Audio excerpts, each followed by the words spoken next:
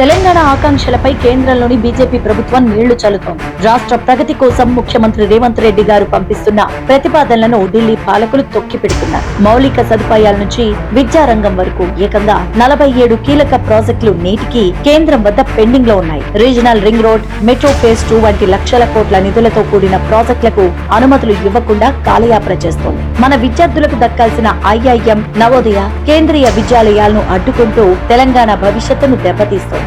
మూసీ నది ప్రక్షాళన, గోదావరి మూసీ లింక్ వంటి సాగునీటి ప్రాజెక్టులకు మొండి చేయి చూపిస్తోంది. నిధుల విడుదలలోనూ, కొత్త ప్రాజెక్టుల మంజూరులోనూ తెలంగాణకు బీజేపీ చేస్తున్న ఈ ద్రోహం అన్యాయం.